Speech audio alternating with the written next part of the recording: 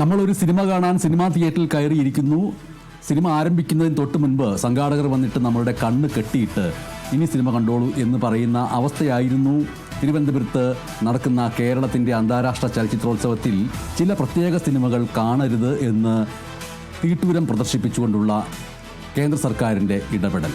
ആ ഇടപെടലിനെതിരെ ഏതൊക്കെ സിനിമയാണോ കാണിക്കാൻ ഉദ്ദേശിച്ചിട്ടുള്ളത് അത് കാണിക്കുക തന്നെ ചെയ്യും എന്ന് തീരുമാനമെടുക്കുന്നതിലൂടെ കേരള സർക്കാരും സംസ്ഥാന ചലച്ചിത്ര അക്കാദമിയും സാംസ്കാരിക വകുപ്പ് മന്ത്രിയും വലിയ ഒരു ധൈര്യം കാണിച്ചു എന്നുള്ള നിലയ്ക്കുള്ള അനുമോദനങ്ങൾ ഈ നിമിഷങ്ങളിൽ ലഭിക്കുന്നുണ്ട്. എന്തായാലും തിരുവനന്തപുരത്ത് നടക്കുന്ന കേരളത്തിൻ്റെ അന്താരാഷ്ട്ര ചലച്ചിത്രോത്സവത്തിൽ പ്രദർശിപ്പിക്കുന്നതിനുള്ള സിനിമകൾ തിരഞ്ഞെടുക്കാൻ ഇനി പ്രത്യേകിച്ചൊരു തെരഞ്ഞെടുപ്പ് സമിതിയുടെ ആവശ്യമില്ല എന്ന് തോന്നിപ്പിക്കുന്ന രീതിയിലായിരുന്നു കാര്യങ്ങൾ പോയിക്കൊണ്ടിരുന്നത്. കേന്ദ്ര സർക്കാർ തന്നെ എല്ലാ വർഷവും IFFKയിൽ പ്രദർശിപ്പിക്കാനുള്ള സിനിമകൾ തിരഞ്ഞെടുത്ത് പട്ടിക തരുന്ന അവസ്ഥയിലേക്കാണ് കാര്യങ്ങൾ പോകുന്നത്. ആ പട്ടികയിലുള്ള സിനിമകൾ ചലച്ചിത്ര അക്കാദമി അവിടെ ചുമ്മാ പ്രദർശിപ്പിച്ചാൽ മാത്രം മതിയാകുമെന്നുള്ള അവസ്ഥയായിരുന്നു. രാമായണം, മഹാഭാരതം, വേദം, ഉപനിഷത്ത്, ദേശസ്നേഹം, മനുസ്മൃതി, സതി, പുണ്യാഹം, ആചാരമഹാത്മ്യം, സ്വാതന്ത്ര്യ സമരവും മാപ്പും ഇങ്ങനെയൊക്കെയുള്ള വിവിധ വിഷയങ്ങളെ ആസ്പദമാക്കി തയ്യാറാക്കിയ സിനിമകളായിരിക്കും വർഷാവർഷം അങ്ങനെ നൽകുക എന്ന് പറയേണ്ടി വരുന്ന അവസ്ഥയിലേക്കാണ് കാര്യങ്ങൾ പോയിക്കൊണ്ടിരിക്കുന്നത്. ചലച്ചിത്രമേളയിലെ റെട്രോസ്പെക്റ്റീവ് അഥവാ പ്രത്യേക പ്രദർശനമായിട്ട് രാമായണം, മഹാഭാരത സീരിയലുകളും പ്രദർശിപ്പിക്കാനും കഴിയുന്ന അവസ്ഥ. ഇപ്പോഴത്തെ അവസ്ഥ വെച്ചിട്ട് ഈ രീതിയിലാണ് ഇപ്പോൾ തിരുവനന്തപുരത്ത് നടന്നുകൊണ്ടിരിക്കുന്ന ഇൻ്റർനാഷണൽ ഫിലിം ഫെസ്റ്റിവൽ ഓഫ് കേരളയിൽ കാര്യങ്ങൾ പോയിക്കൊണ്ടിരുന്നത്. അതിനിടയിലാണ് കേന്ദ്ര വാർത്താവിതരണ പ്രക്ഷേപണ മന്ത്രാലയത്തിൻ്റെ ഇടപെടലുകൾക്ക് നേരെ കേരളം ശക്തമായിട്ടുള്ള താക്കീത് നൽകിയത്. ഏതൊക്കെ സിനിമകളാണോ പ്രദർശിപ്പിക്കാൻ ഉദ്ദേശിച്ചിട്ടുള്ളത് ഒരു വിലക്കും ബാധകമല്ലാതെ അവ പ്രദർശിപ്പിക്കുക തന്നെ ചെയ്യും എന്നുള്ള തീരുമാനം വന്നിരിക്കുന്നത്. ചലച്ചിത്രമേളയിൽ വിദേശ സിനിമകൾ ഉൾപ്പെടെ 15 ചലച്ചിത്രങ്ങൾക്ക് പ്രദർശന അനുമതി നിഷേധിച്ചത് അപ്രഖ്യാപിതമായിട്ടുള്ളൊരു അടിയന്തരാവസ്ഥയെ പ്രകടമാക്കിയിരിക്കുകയാണ് എന്നാണ് ഇതിനകം പല ചലച്ചിത്ര പ്രവർത്തകരും പ്രതികരിച്ചിരിക്കുന്നത്.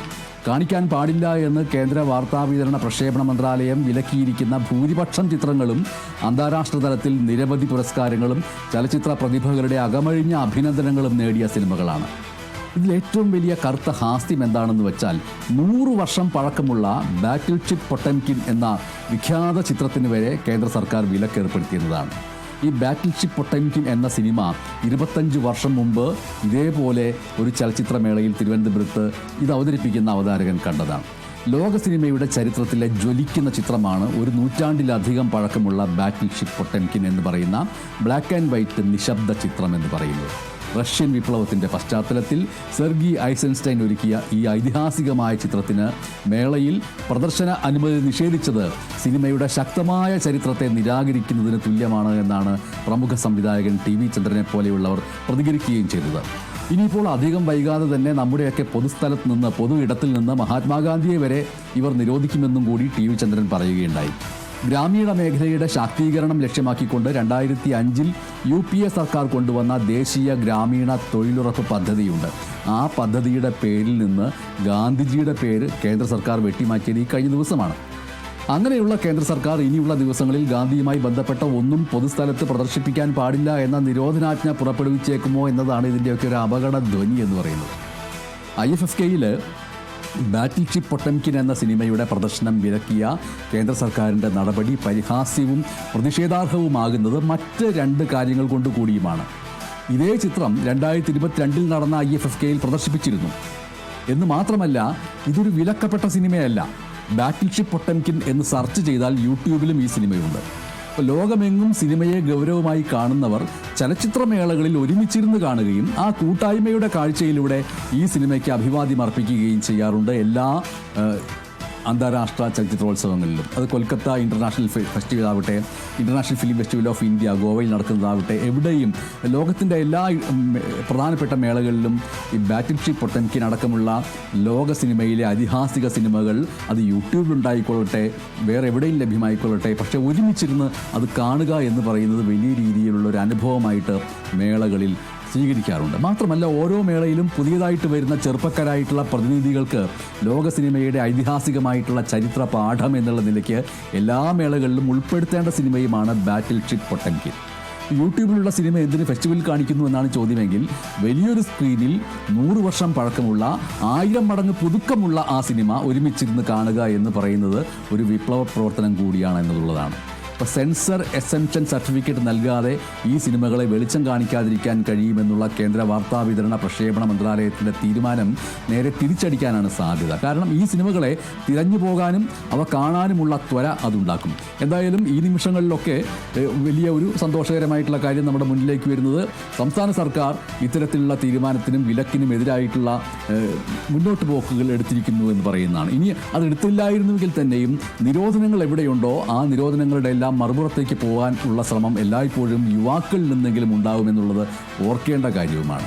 നമ്മുടെ രാജ്യത്തിൻ്റെ സ്വന്തം ചലച്ചിത്രമേളയായിട്ടുള്ള വർഷാവർഷം ഗോവയിൽ നടക്കുന്ന ഇന്ത്യ അന്താരാഷ്ട്ര ചലച്ചിത്രമേള അഥവാ IFFI അന്താരാഷ്ട്ര പ്രശസ്തി നേടിയതാണ് കേരളം ഒറ്റയ്ക്ക് നടത്തിക്കൊണ്ടിരിക്കുന്ന IFFK എന്ന് പറയുന്നത്. ഗോവയിലെ മേള എന്ന് പറയുന്നത് കഴിഞ്ഞ കുറേ വർഷങ്ങളായിട്ട് കലാമൂല്യത്തിനേക്കാൾ വാണിജ്യപരതയ്ക്കും വർഗീയ അജണ്ടകൾക്കും പ്രാമുഖ്യം നൽകിക്കൊണ്ട് ദേശീയ പ്രാധാന്യമുള്ള മേള എന്ന നിലയ്ക്കുള്ള ഗൗരവം കളഞ്ഞുകൊടുക്കുകയാണ്. ഇത് അവതരിപ്പിച്ചുകൊണ്ടിരിക്കുന്ന അവതാരകൻ എന്നുള്ളതിലേക്ക് 2000 മുതൽ ഗോവയിലെ international film festival of India ആ ഫെസ്റ്റിവൽ കാണുന്നതിന് വേണ്ടി സ്ഥിരമായിട്ട് പോകാറുണ്ടായിരുന്ന ഒരു ചലച്ചിത്ര പ്രേമി കൂടിയാണ്. പിന്നീട് വർഷാവർഷം ആ ചലച്ചിത്രമേളയുടെ ഗൗരവത്തിന് ഇടിവ് സംഭവിക്കുന്നതിൻ്റെ കാഴ്ചയാണ് കാണാൻ കഴിഞ്ഞിട്ടുള്ളത്. ആ മേളയിലേക്ക് ജനപ്രിയ താരങ്ങൾ വരുന്നു, കലാസിനിമകളുടെ വളർച്ചയിൽ ഒരു പങ്കും വഹിക്കാനില്ലാത്തവർ അതിലേക്ക് ഇടിച്ചു കയറുന്നു, അതുമായി ബന്ധപ്പെട്ട പരിപാടികൾ വരുന്നു, അതുമായി ബന്ധപ്പെട്ട സ്പോൺസർഷിപ്പുകൾ വരുന്നു.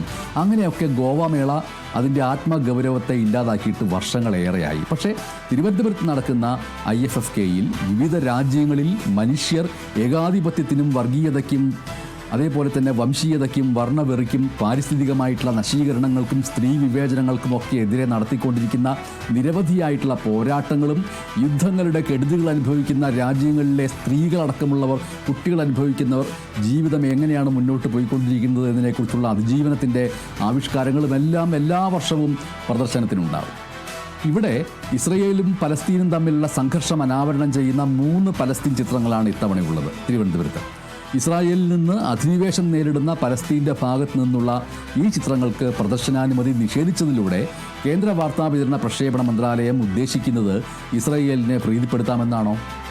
ഉദ്ഘാടന ചിത്രമായിട്ട് പ്രദർശിപ്പിച്ച പലസ്തീൻ 36 എന്ന ചിത്രം ഇനി ഈ മേളയിൽ ഒരു തിയേറ്ററിലും പുനഃപ്രദർശിപ്പിക്കാൻ പാടില്ല എന്നാണ് കേന്ദ്ര വാർത്താ വിതരണ പ്രക്ഷേപണ മന്ത്രാലയം ഇമെയിൽ അയച്ചിരിക്കുന്നത്. ആ ഇമെയിലിനെ തള്ളിക്കളഞ്ഞുകൊണ്ട് ഇനിയുള്ള ദിവസങ്ങളിൽ ആ സിനിമ പ്രദർശിപ്പിക്കാൻ പോവുകയാണ്. എന്തായാലും ഗാന്ധിജിയുടെ കാലം മുതൽ പലസ്തീനോട് ഇന്ത്യക്കുള്ള നിലപാടിൽ ഇപ്പോഴുള്ള അസഹിഷ്ണുതയും ഇസ്രയേലിന് അനുകൂലമായി വിദേശകാര്യ മന്ത്രാലയവും സ്വീകരിച്ചിട്ടുള്ള നിലപാടുമൊക്കെ IFFK പോലെയുള്ള അന്താരാഷ്ട്ര സിനിമാ വേദികളിൽ പലസ്തീൻ ചിത്രങ്ങൾ വിലക്കാൻ കാരണമായിട്ടുണ്ടാവാം. 30 വർഷമായിട്ട് കേരളം നടത്തിക്കൊണ്ടിരിക്കുന്ന ഒരു മേളയാണിത്. ഈ ചലച്ചിത്രമേളയിൽ ഇതാദ്യമായിട്ടാണ് അസാധാരണവും അപൂർവവുമായിട്ടുള്ള ഈ നടപടി ഉണ്ടായിരിക്കുന്നത്. കേന്ദ്ര സർക്കാർ IFFKയിൽ ആദ്യം അനുവാദം നൽകാത്ത സിനിമകളിൽ ഇസ്രയേലിൽ നിന്നുള്ള അധിനിവേശവും വംശഹത്യയും നേരിടുന്ന പലസ്തീനിൽ നിന്നുള്ള ചിത്രമായിട്ടുള്ള once upon a time in Gaza ഉൾപ്പെടെയുള്ളവയെ മാറ്റി നിർത്തിയാൽ തന്നെയും മറ്റ് ചില ചിത്രങ്ങളെക്കുറിച്ച് ആലോചിച്ചാലും നിരോധനം ഏർപ്പെടുത്തിയ മറ്റ് ചില ചിത്രങ്ങളെക്കുറിച്ച് ആലോചിച്ചാലും ആ ചിത്രങ്ങളും ഗൗരവമേറിയ ചില സന്ദേശങ്ങൾ മുന്നോട്ട് വയ്ക്കുന്നവയാണ്. ഈ പ്രദർശനം തടഞ്ഞിരിക്കുന്ന മറ്റ് സിനിമകളിൽ ഉള്ളടക്കം നമുക്ക് നോക്കാം. അതിൽ ഇന്ത്യയിലെ ജാതി വ്യവസ്ഥയുമായി ബന്ധപ്പെട്ട സങ്കീർണ പ്രശ്നങ്ങളെ ആവിഷ്കരിക്കുന്ന ഒരു സിനിമയുണ്ട്. സ്വാഭാവികമായിട്ടും ഇവിടുത്തെ ഭരണാധികാരികൾ ഏറ്റവും അധികം ജനം ചർച്ച ചെയ്യാതിരിക്കണമെന്ന് വിചാരിക്കുന്ന ഒന്നാണ് ജാതീയതയുമായി ബന്ധപ്പെട്ട കാര്യങ്ങൾ. ജാതീയതയ്ക്കുപരിയായിട്ട് ഒരു ഏകമത സങ്കല്പത്തിലേക്ക് കൊണ്ടുപോയി അതിലൂടെ അധികാരത്തിലേക്കും വോട്ട് ബാങ്കിലേക്കും പോകാമെന്നുള്ള പ്രതീക്ഷകളെ തകിടം മറിക്കുന്നതാണ് ഇന്ത്യയിൽ ജാതീയത എന്ന് പറയുന്നത് ഒരു യാഥാർത്ഥ്യമാണ് എന്നുള്ള കാര്യം. രണ്ടാമത്തെ കാര്യം, സംസ്ഥാനങ്ങളിലുടനീളം നടന്നുകൊണ്ടിരിക്കുന്ന പോലീസ് രാജ്, മൂന്നാമുറകൾ, പോലീസ് സ്റ്റേഷനുകൾക്കകത്തുള്ള പീഡനങ്ങൾ, പോലീസും ഭൂവുടമകളും ജന്മികളും സവർണ മേധാവിത്വവും തമ്മിലുള്ള ഇടപെടലുകൾ, ഇതേക്കുറിച്ചൊക്കെ സൂചിപ്പിക്കപ്പെടുന്ന സിനിമകൾ, കമ്മ്യൂണിസ്റ്റുകൾക്കെതിരെ നടന്ന കൂട്ടക്കൊലയുടെ ആവിഷ്കാരവുമായിട്ടുള്ള സിനിമകൾ, ഒപ്പം തന്നെ ലോകബാങ്കും IMFും അവയുടെ നയങ്ങളോട് പൊതുജനങ്ങൾക്കുള്ള വിമർശനം വ്യക്തമാക്കുന്ന രീതിയിലുള്ള സിനിമകൾ, ഇതിനെയൊക്കെ ജനം കാണരുത് എന്ന് പറഞ്ഞുകൊണ്ട് അതിന് അനുവാദം നിഷേധിക്കുകയാണ് ചെയ്യുന്നത്. അപ്പോൾ ലോകബാങ്കും IMFും ഏത് രീതിയിലാണ് ഒരു ചങ്ങാത്ത മുതലാളിത്തത്തിൻ്റെ ഭാഗമായിട്ട് കേന്ദ്ര സർക്കാരിനെയും അതിനെ ബലം കൊടുത്തു നിർത്തുന്ന പാർട്ടികളെയും ഉപയോഗിച്ചുകൊണ്ടിരിക്കുന്നത് എന്നത് മനസ്സിലാക്കിയാൽ മാത്രമാണ് ഈ സിനിമകൾക്ക് എന്തുകൊണ്ട് ഇത്തരത്തിലുള്ള പ്രദർശന നിഷേധം നൽകി എന്നുള്ള കാര്യം നമ്മൾക്ക് മനസ്സിലാക്കാൻ കഴിയുള്ളൂ. മറ്റ് രാജ്യങ്ങളിലെ അശാന്തമായിട്ടുള്ള രാഷ്ട്രീയം വരുന്ന സിനിമകളും ഈ തിരുവനന്തപുരത്ത് നടക്കുന്ന മേളയിൽ പ്രദർശിപ്പിക്കാൻ പാടില്ല എന്ന് കേന്ദ്ര വാർത്താവിതരണ പ്രക്ഷേപണ മന്ത്രാലയം സൂചിപ്പിക്കുകയുണ്ടായി. ഇനി ഏറ്റവും പ്രധാനപ്പെട്ട കാര്യം, ഇറച്ചിയുമായിട്ട് യാതൊരു ബന്ധവുമില്ലെങ്കിലും ബീഫ് എന്ന് പറയുന്ന സ്പാനിഷ് ചിത്രത്തിനും വിലക്കേർപ്പെടുത്തിയിരിക്കുകയാണ്. പോളണ്ടിനെ കുറിച്ച് ഒരക്ഷരം മിണ്ടിപ്പോകരുത് എന്നതുപോലെ ബീഫിനെ കുറിച്ച് ഒരക്ഷരം മിണ്ടിപ്പോകരുത്. ഒരു സിനിമയുടെ ഗതികേടാണ്, ആലോചിച്ച് നോക്കുക. ബീഫ് എന്ന് പേരിട്ട് പോയി, ഇറച്ചിയുമായിട്ട് യാതൊരു ബന്ധവുമില്ല. ഇവിടെ പ്രധാനപ്പെട്ട കാര്യമെന്ന് പറയുന്നത്, ഈ സിനിമകൾ പ്രദർശിപ്പിക്കരുത് എന്ന് തീരുമാനം നൽകിയ കേന്ദ്ര വാർത്താവിതരണ പ്രക്ഷേപണ മന്ത്രാലയത്തിലെ ഉദ്യോഗസ്ഥർ ഈ സിനിമകൾ പൂർണ്ണമായിട്ട് കണ്ടിട്ടുണ്ടോ? ഈ സിനിമകൾ കണ്ടിട്ടുണ്ടാവണമെന്നില്ല. കണ്ടിട്ടുണ്ടെങ്കിൽ സ്വാഭാവികമായിട്ടും ഇന്ത്യയിൽ ഇപ്പോൾ ബീഫിൻ്റെ പേരിൽ നടത്തിക്കൊണ്ടിരിക്കുന്ന രാഷ്ട്രീയമായിട്ട് ഒരു ബന്ധവുമില്ലാത്ത സ്പെയിനിൽ ഒരു ഫീച്ചർ ഫിലിമിൻ്റെ അകത്ത് നടക്കുന്ന കഥയ്ക്കിതുമായിട്ട് യാതൊരു ബന്ധവുമില്ല എങ്കിൽ പോലും ആ സിനിമ കാണാതെ അതിൻ്റെ കഥയുടെ ഉള്ളടക്കം ഒന്ന് ഓടിച്ചു വായിക്കുകയും അതിൻ്റെ ശീർഷകം ബീഫാണ് എന്ന് മനസ്സിലാക്കുകയും ചെയ്യുമ്പോൾ ഇത് കേരളത്തിലാണ് പ്രദർശിപ്പിക്കാൻ പോകുന്നത്. കേരള സർക്കാരും സംസ്ഥാന ചലച്ചിത്ര അക്കാദമിയുമാണ് ഇത് ചെയ്യാൻ പോകുന്നത്. സ്വാഭാവികമായിട്ടും ഈ സിനിമയ്ക്കകത്ത് അത്തരത്തിലുള്ള പ്രശ്നങ്ങളുണ്ടാവും. കാണാൻ നിൽക്കേണ്ടതില്ല, പകരം എന്ത് ചെയ്യാം, നിരോധനം കൊടുക്കാം എന്നുള്ള നിലയ്ക്കൊക്കെ തീരുമാനമെടുക്കുന്നു.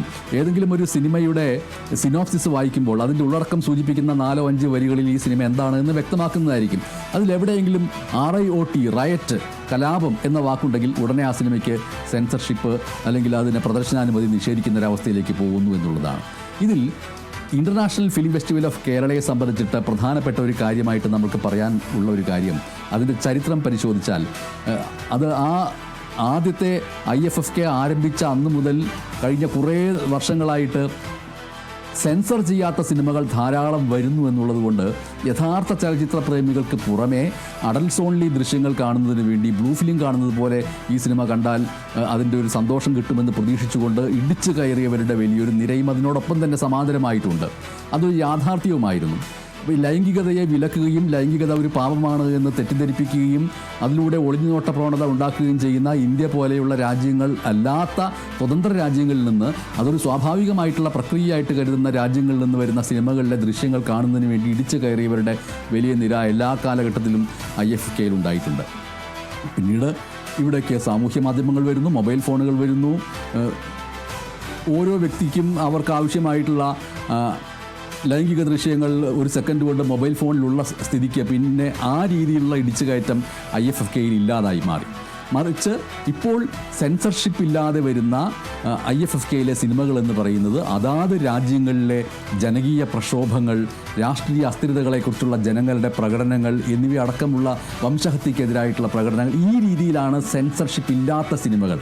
അത്തരം സിനിമകൾ കാണുന്നതിന് വേണ്ടി വലിയ ആൾക്കൂട്ടം ഉണ്ടാവുന്നു എന്ന് പറയുന്നത് ജനങ്ങളുടെ ചലച്ചിത്രാഭിമുഖ്യം മാത്രമല്ല, രാഷ്ട്രീയ ആഭിമുഖ്യവും രാഷ്ട്രീയമായ പുരോഗമന ചിന്തയും വളർന്നിരിക്കുന്നു എന്നുള്ളതിൻ്റെ ലക്ഷ്യമാണ്. വാസ്തവത്തിൽ ഓരോ ചലച്ചിത്രമേളയും ആത്യന്തികമായിട്ട് അത് കണ്ട് ഇറങ്ങുന്ന ഒരാഴ്ച കഴിഞ്ഞ് അത് കണ്ടിറങ്ങുമ്പോഴേക്കും ഒരു വ്യക്തിയുടെ രാഷ്ട്രീയ ബോധ്യത്തിൽ വലിയ മാറ്റങ്ങൾ ഉണ്ടാക്കുന്നു.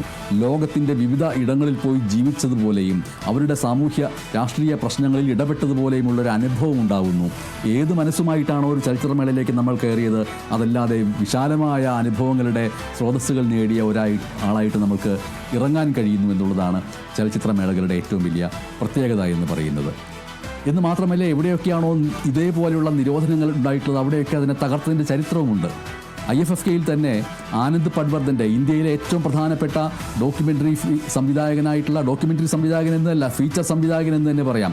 അദ്ദേഹം രാം കെ നാമ്മയും പോലെയുള്ള സിനിമകൾ എടുത്തിട്ടുണ്ട്. ബാബറി മസ്ജിദിൻ്റെ തകർച്ചയുമായി ബന്ധപ്പെട്ട് അവിടെ ദിവസങ്ങൾക്ക് മുമ്പേ അയോധ്യയിലും മറ്റ് ഇടങ്ങളിലും പോയിട്ട് അതിനുവേണ്ടിയുള്ള ഒരുക്കങ്ങൾ തുടങ്ങി തകർക്കപ്പെട്ട് അതിന് ശേഷം വരെയുള്ള നിമിഷങ്ങളെ സമ്പൂർണ്ണമായിട്ട് സിനിമയാക്കിയ വ്യക്തിയാണ് ആനന്ദ് പട്വർദ്ധൻ. ആനന്ദ് പട്വർദ്ധൻ്റെ റീസൺ എന്ന് പറയുന്ന, വിവേക് എന്ന് പറയുന്ന 4 മണിക്കൂർ ദൈർഘ്യമുള്ള സിനിമ പ്രദർശിപ്പിക്കുകയുണ്ടായി. ആ സിനിമയ്ക്ക് പിന്നീട് കേന്ദ്ര സർക്കാർ സെൻസർ നിഷേധിക്കുകയുണ്ടായി. അതിന് ശേഷം നിരോധനം ഏർപ്പെടുത്തിയതോടുകൂടി രഹസ്യമായിട്ട് കൂട്ടായ്മകൾ ആ സിനിമകൾ കാണുന്ന രീതിയിലേക്ക് വരികയും ചെയ്തു. അപ്പോൾ ചലച്ചിത്രമേളകൾ ആത്യന്തികമായിട്ട് രാഷ്ട്രീയ പ്രവർത്തനത്തിൻ്റെയും രാഷ്ട്രീയ ആഭിമുഖ്യത്തിൻ്റെയും രാഷ്ട്രീയമായ ചിന്താഗതികളുടെ കൂട്ടായ്മയുടെയും ഒരു ഇടമായിട്ട് മാറുന്നു എന്നുള്ളത് പ്രധാനപ്പെട്ട ഒരു കാര്യമാണ്. അതുകൊണ്ട് തന്നെയാണ് ഒരു IFFK വേദിയിൽ ആക്രമിക്കപ്പെട്ട നടിക്ക് അതിജീവിതയ്ക്ക് ഐക്യദാർഢ്യം പ്രകടിപ്പിക്കുമ്പോൾ അതിന് ഒരു അധികമാനം വരുന്നത്. തിരുവനന്തപുരത്ത് നടക്കുന്ന അന്താരാഷ്ട്ര കേരള ചലച്ചിത്രോത്സവത്തിലെ പ്രതിനിധികളായി എത്തിയിട്ടുള്ളവരെ സംബന്ധിച്ചിട്ട് അവർക്ക് അപൂർവമായിട്ടുള്ള ഒരു അനുഭവത്തിൻ്റെ നിമിഷങ്ങളാണ് ഇപ്പോൾ ഉള്ളത്. ആ അപൂർവത എന്ന് പറയുന്നത് കേന്ദ്ര സർക്കാർ, കേന്ദ്ര വാർത്താ വിതരണ പ്രക്ഷേപണ മന്ത്രാലയം പ്രദർശനാനുമതി നിഷേധിച്ച സിനിമകളെ പ്രദർശിപ്പിക്കുമെന്ന് പറഞ്ഞുകൊണ്ട് ഒരു സംസ്ഥാനം, ആ സംസ്ഥാനത്തിലെ ചലച്ചിത്ര അക്കാദമിയും അതിൻ്റെ സാംസ്കാരിക വകുപ്പും ആ സിനിമകൾ പ്രദർശിപ്പിക്കാൻ തീരുമാനിക്കുകയും പ്രദർശനം നടത്തുകയും ചെയ്യുന്നു എന്ന് പറയുന്നത് വളരെ പ്രധാനപ്പെട്ട ഒന്നാവുന്നു. സ്വാഭാവികമായിട്ടും ഈ സിനിമകൾ കാണുന്നതിന് വേണ്ടിയുള്ള തിരക്ക് അത്യധികമാവാൻ സാധ്യതയുമുണ്ട്. ഇവിടെ ഏറ്റവും പ്രധാനപ്പെട്ട കാര്യം എന്ന് പറയുന്നത് ഫ്രാൻസിൽ നിന്നടക്കം നിരവധി വിദേശ രാജ്യങ്ങളിൽ നിന്നുള്ള സിനിമാ പ്രവർത്തകർ ഇപ്പോൾ തിരുവനന്തപുരത്തുണ്ട് എന്നുള്ളതാണ്. സർക്കാരിൻ്റെ അതിഥികളായിട്ട് പ്രത്യേകം ക്ഷണിക്കപ്പെട്ടു വന്ന സംവിധായകരും അഭിനേതാക്കളും സാങ്കേതിക പ്രവർത്തകരും കലാപ്രവർത്തകരും ഒക്കെയാണ് അവർ എന്ന് പറയുന്നത്. ഇവിടെ അവരുടെ ചിത്രങ്ങൾക്ക് ദേശീയ സർക്കാർ വിലക്കേർപ്പെടുത്തിയതോടെ അന്താരാഷ്ട്ര മാധ്യമങ്ങൾ ഉടനീളം ഈ വാർത്ത റിപ്പോർട്ട് ചെയ്തിരിക്കുകയാണ്. പ്രാകൃതമായിട്ടുള്ള നടപടികളും നിലപാടുകളും ഒക്കെയുള്ള അപരിഷ്കൃതമായ രാജ്യങ്ങളുടെ കൂട്ടത്തിലേക്ക് നമ്മുടെ രാജ്യത്തെ തറപറ്റിക്കുന്ന നിലപാടായി പോയി ഒരു സ്പാനിഷ് സിനിമയുടെ പേര് ബീഫ് എന്നായതുകൊണ്ട് ഇവിടെ ആ സിനിമയ്ക്ക് പ്രദർശനം നിഷേധിക്കുക എന്ന് പറയുന്നത്. അപ്പോൾ IFFKയുടെ വേദിയിലും പുറത്തും പ്രതിഷേധം വളരെ ശക്തമായിരുന്നു. സിനിമകൾ പ്രദർശിപ്പിക്കാൻ അനുമതി നൽകാത്ത കേന്ദ്ര സർക്കാരിൻ്റെ ഇടപെടൽ ഭയാനകമാണെന്ന് CPM general secretary MA baby പറഞ്ഞിരുന്നു. രാജ്യം എത്ര അപകടകരമായ അവസ്ഥയിലാണ് എന്ന് അത് വ്യക്തമാക്കുന്നുവെന്ന് സൂചിപ്പിച്ചിരുന്നു. ചലച്ചിത്രമേളയെ അട്ടിമറിക്കാനുള്ള ശ്രമം നടത്തുന്ന ഇത്തരക്കാരെ ഭ്രാന്തന്മാർ എന്നേ വിളിക്കാൻ കഴിയൂവെന്ന് MA ബേബി സൂചിപ്പിച്ചിരുന്നു. മുഖ്യമന്ത്രി പിണറായി വിജയൻ ഏകാധിപത്യത്തിൻ്റെ വാഴ്ചയായിട്ടാണ് ഇവിടെ ഈ കത്രിക വയ്ക്കൽ, ആ കത്രിക വയ്ക്കൽ അംഗീകരിക്കില്ല എന്ന് സൂചിപ്പിക്കുകയും ചെയ്തിരിക്കുന്നു. ഈ സിനിമകൾക്ക് പ്രദർശനാനുമതിയൊക്കെ നിഷേധിച്ചത് അറിവുകേട് കൊണ്ടാണ് എന്നാണ് സംവിധായകൻ അടൂർ ഗോപാലകൃഷ്ണൻ ഉൾപ്പെടെയുള്ളവർ പ്രതികരിക്കുകയുണ്ടായത്. ചിത്രങ്ങളുടെ പേര് മാത്രം കണ്ടിട്ട് പ്രദർശനത്തിനുള്ള അനുമതി നിഷേധിക്കുന്നത് ശരിയായിട്ടുള്ള നടപടിയല്ല എന്ന് അദ്ദേഹം പറയുകയും ചെയ്തു. സംസ്ഥാന ചലച്ചിത്ര അക്കാദമി സെൻസർ എക്സംഷന് വേണ്ടി സിനിമകൾ സമർപ്പിക്കാൻ വൈകി എന്നുള്ള ഒരു ആരോപണമാണ് ഇതിന് കാരണമായിട്ട് കേന്ദ്ര സർക്കാർ മുന്നോട്ട് വച്ചത്. എന്തായാലും ഇപ്പോൾ ഈ സിനിമകൾ പ്രദർശിപ്പിക്കുക എന്ന് പറയുന്നത് ഒരു ധീരമായിട്ടുള്ള നിലപാടായിട്ട് വരുന്നു. സിനിമയുടെ കഥാവിവരണത്തിൽ എവിടെയെങ്കിലും നേരത്തെ ഞാൻ സൂചിപ്പിച്ചതുപോലെ കലാപം എന്ന് കണ്ടാൽ ഉടൻ വെട്ടുന്ന ഒരവസ്ഥയാണ് വരുന്നത്. ഇവിടെയാണ് ധൈര്യമെന്നും ചങ്കൂറ്റമെന്നും ഒക്കെ വിശേഷിക്കപ്പെടുന്ന ഒരു കാര്യം ഇതേ വിഷയത്തിലുണ്ടായപ്പോൾ പശ്ചിമ ബംഗാളിലെ തൃണമൂൽ കോൺഗ്രസ് സർക്കാർ സ്വീകരിച്ചത്. അവിടെ കൊൽക്കത്ത അന്താരാഷ്ട്ര ചലച്ചിത്രോത്സവത്തിൽ നേരത്തെ ഇതേപോലെ തന്നെ മുൻ നിശ്ചയിച്ച സിനിമകളിൽ ചിലതിന് കേന്ദ്ര വാർത്താവിതരണ പ്രക്ഷേപണ മന്ത്രാലയം അനുവാദം നിഷേധിച്ചപ്പോൾ മുഖ്യമന്ത്രി മമതാ ബാനർജി എടുത്ത നിലപാട് പോയി പണി നോക്കുക എന്നായിരുന്നു. അതായത് പ്രദർശിപ്പിക്കരുത് എന്ന് പറഞ്ഞ മുഴുവൻ സിനിമകളും പ്രദർശിപ്പിച്ചു. നിയമ നടപടി വരുമ്പോൾ അപ്പോൾ നോക്കാമെന്നതായിരുന്നു മമതാ ബാനർജിയുടെ അന്നത്തെ നിലപാടെന്ന് പറയുന്നത്. ഈ കാര്യം ഓർമ്മിപ്പിച്ചുകൊണ്ട് പ്രമുഖ സംവിധായകൻ TV ചന്ദ്രൻ തിരുവനന്തപുരത്തെ IFFK വേദിയിൽ ഉന്നയിച്ച ചോദ്യം വളരെ പ്രസക്തമായിരുന്നു. ആ ചോദ്യം എന്ന് പറയുന്നത് മമതയുടെ സർക്കാർ കാണിച്ച ധൈര്യം പിണറായി കാണിക്കുമോ എന്നുള്ളതായിരുന്നു. മമതയുടെ സർക്കാർ കാണിച്ച ധൈര്യം പിണറായി സർക്കാർ കാണിച്ചിരിക്കുന്നു, പിണറായി കാണിച്ചിരിക്കുന്നു, സാംസ്കാരിക വകുപ്പ് കാണിച്ചിരിക്കുന്നു, സംസ്ഥാന ചലച്ചിത്ര അക്കാദമി കാണിച്ചിരിക്കുന്നു എന്നുള്ളതാണ് ഇപ്പോഴത്തെ പ്രധാനപ്പെട്ട ഉത്തരമെന്ന് പറയുന്നത്. ഇനി അതിൻ്റെ പ്രത്യാഘാതങ്ങൾ എന്തൊക്കെ ഉണ്ടാകുമെന്നുള്ളത് അടുത്ത ദിവസങ്ങളിൽ ഒരുപക്ഷെ കണ്ടറിയേണ്ടിയിരിക്കുന്നു. എന്തായാലും എവിടെയൊക്കെയാണോ നിരോധനങ്ങളും വിലക്കുകളും ഏർപ്പെടുത്തിയിട്ടുള്ളത് ആ നിരോധനങ്ങളെയും വിലക്കുകളെയും മറികടക്കാനുള്ള ത്വര ഏറ്റവും അധികം ഉണ്ടാവുക സർഗാത്മകതയുമായി ബന്ധപ്പെട്ട കലാ മനസ്സുള്ളവരുടെ ഉള്ളിലാണ്. അതുകൊണ്ട് ഒരു എഴുത്തുകാരൻ്റെയോ എഴുത്തുകാരിയുടെയോ ഒരു ചിത്രകാരൻ്റെയോ ചിത്രകാരിയുടെയോ ഒരു സിനിമാ പ്രവർത്തകയുടെയോ ഒക്കെ കലാസൃഷ്ടികൾക്ക് മേൽ വിലക്ക് ഏർപ്പെടുത്തുക എന്ന് പറയുന്നത് മറ്റെന്തിനു വിലക്ക് ഏർപ്പെടുത്തുന്നതിനേക്കാളും വലിയ പ്രതിഷേധത്തിനിടയാക്കി തീർക്കുമെന്നതിൽ യാതൊരു സംശയമില്ല. IFFK എന്ന് പറയുന്നത് കേരള സംസ്ഥാന ചലച്ചിത്ര അക്കാദമിയുടെയും സംസ്ഥാന സർക്കാരിൻ്റെയും അല്ലാതെ ആയിട്ട് മാറുന്നു, ജനങ്ങളുടേതായിട്ട് മാറുന്നു. ആ മാറ്റത്തിൻ്റെ ഉദാഹരണങ്ങൾ മാറി മാറി വന്ന സർക്കാരുകളുടെ കാലത്തിലെല്ലാം തന്നെ IFFK ഏത് രീതിയിലാണ് ഒരേ ജാഗ്രതയോടുകൂടി ലോകമെങ്ങും നിന്നുള്ള ഏറ്റവും കലാമൂല്യമുള്ള സിനിമകളെ ഇവിടെ കൊണ്ടുവരാനും അത് പ്രദർശിപ്പിക്കാനും പ്രദർശിപ്പിച്ച സിനിമകളെക്കുറിച്ച് ചർച്ച ചെയ്യാനും അതിനകത്തുള്ള രാഷ്ട്രീയത്തെക്കുറിച്ച് ചർച്ച ചെയ്യാനും നമ്മുടെ ജീവിതമായിട്ട് അതിനെ താരതമ്യപ്പെടുത്താനും ഒക്കെ ശ്രമിച്ചതിലൂടെ ഈ മേളയ്ക്ക് ഉണ്ടായിട്ടുള്ള വലിയ ഒരു ഗൗരവമേറിയ സ്വഭാവം എന്നത് നമുക്ക് മറക്കാൻ കഴിയില്ല. ആ സ്വഭാവത്തെ ഇല്ലാതാക്കുന്നതിനും ആ കൂട്ടായ്മയെ ഒഴിവാക്കുന്നതിനും അതിനെ ലഘൂകരിക്കുന്നതിനും അതിൻ്റെ ഗൗരവം കളയുന്നതിനും വേണ്ടിയുള്ള ശ്രമങ്ങളായിട്ട് ഇത്തരത്തിലുള്ള വിലക്കുകളെ കാണേണ്ടി വരികയും ചെയ്യും. ഒരു ഭാഗത്ത് രാജ്യത്തിൻ്റെ പ്രധാനപ്പെട്ട ചലച്ചിത്രമേളയായിട്ടുള്ള IFFIയെ ലഘൂകരിക്കുകയും അതിൻ്റെ ഗൗരവം കളഞ്ഞു കുളിക്കുകയും ചെയ്യുന്നതിൻ്റെ തുടർച്ച എന്നുള്ള നിലയ്ക്ക് കേരളം ഒരു കൊച്ചു സംസ്ഥാനം എന്നുള്ള നിലയ്ക്ക് ഒറ്റയ്ക്ക് നടത്തിക്കൊണ്ടിരിക്കുന്ന ചലച്ചിത്രമേളയെ അന്താരാഷ്ട്ര തലത്തിലുള്ള സിനിമാ പ്രവർത്തകർ ഇവിടെ ആഘോഷമാക്കുന്നതിനോടുള്ള പ്രതിഷേധവും ഒപ്പം തന്നെ ഉണ്ടായേക്കാം. ഓർക്കുക, കിം കി ഡുക്ക് എന്ന് പറയുന്ന ദക്ഷിണ കൊറിയൻ സംവിധായകൻ IFFKയിൽ വന്നതിന് ശേഷം ആണ് അദ്ദേഹത്തിൻ്റെ സിനിമകൾ ലോകവ്യാപകമായിട്ട് അല്ലെങ്കിൽ ഇന്ത്യയിൽ ഉടനീളം അറിയപ്പെടാൻ ഇടയാക്കിയത് എന്നൊക്കെ. കിം കി ഡുക്ക് ഈ വീടിൻ്റെ ഐശ്വര്യമെന്ന് വീടിൻ്റെ വാതിലിൻ്റെ മുകളിൽ എഴുതി വെച്ചവർ വരെ ഉണ്ടായിരുന്നു. എന്തായാലും ചലച്ചിത്രമേള ഒരു വലിയ അനുഭവവും വികാരവുമായിട്ട് കണക്കിലെടുക്കുന്നവരെ സംബന്ധിച്ചിട്ട് ഇത് പ്രധാനപ്പെട്ടതാണ്. ഒരു പക്ഷേ ഇത് കണ്ടുകൊണ്ടിരിക്കുന്ന പ്രേക്ഷകരിൽ ചിലരെങ്കിലും വിചാരിക്കും, ഒരു പറ്റം സിനിമാ പ്രവർത്തകർ, സിനിമാ ആരാധകർ അവർ തിരുവനന്തപുരത്ത് നിന്ന് കാണുന്ന ഈ സിനിമയുമായി ബന്ധപ്പെട്ട കാര്യങ്ങൾക്ക് എന്താണ് ഇത്ര പ്രസക്തി എന്ന്. അത് അവിടെ ഒരു സിനിമ വിലക്കപ്പെടുന്നുണ്ടെങ്കിൽ ഭാവിയിൽ നമ്മുടെ ജീവിതത്തിൽ പലതും വിലക്കപ്പെടാൻ പോകുന്നതിൻ്റെ സൂചനയാണ്. ആ വിലക്കിന് നമ്മൾ അരുനിന്ന് കൊടുത്താൽ ബാക്കി നമ്മുടെ പൊതുജീവിതത്തിൽ ഉടനീളം പലതരത്തിലുള്ള വിലക്കുകൾ നേരിടേണ്ടി വരും. അത് ഇല്ലാതാക്കുക എന്നുള്ള ലക്ഷ്യം കൂടി ഈ ഒരു കൂട്ടായ്മയുടെ ഭാഗമായിട്ടുണ്ട് എന്ന് പറഞ്ഞുകൊണ്ട് നന്ദി, നമസ്കാരം.